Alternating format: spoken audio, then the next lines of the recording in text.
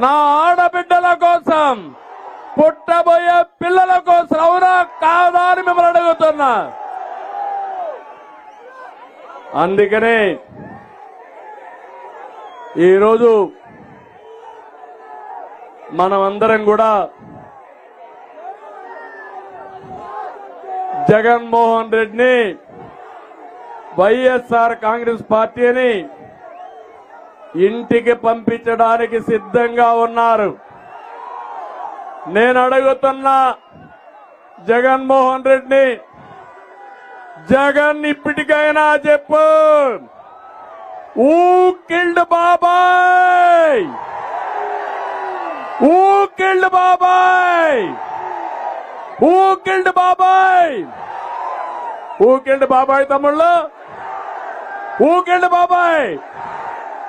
నేను అడగలా, నీ చెల్లి అడగతా ఉంది.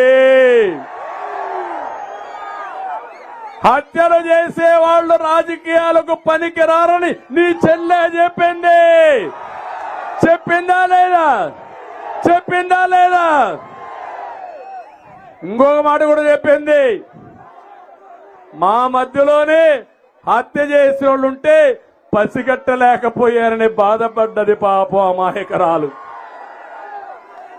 అది కూడా చెప్పిందా లేదా? అందుకే మా అన్నకి పార్టీకి ఓటు ఇద్దండి కూడా చెప్పింది, అవునా కాదా? బాబాయిని లేపేసిన వాడు నువ్వు నేను ఒక లెక్క తమ్ముళ్ళు అని అడుగుతున్నా.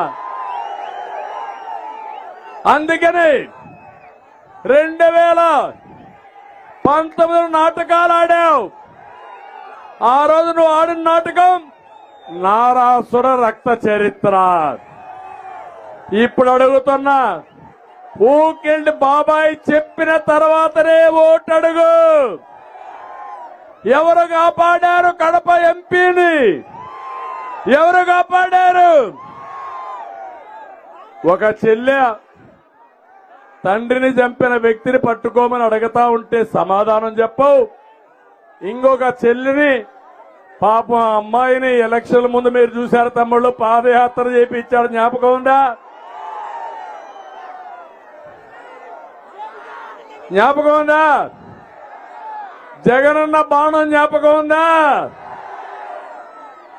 ప్యాలెస్ లో వచ్చిన విభేదాలు, ఆస్తి తగరాదులు, కడాన కన్న సొంత చెల్లికి ఆస్తి మనవాడు నీకు నాకు అమ్మ అక్క అని బుగ్గలు దిమరి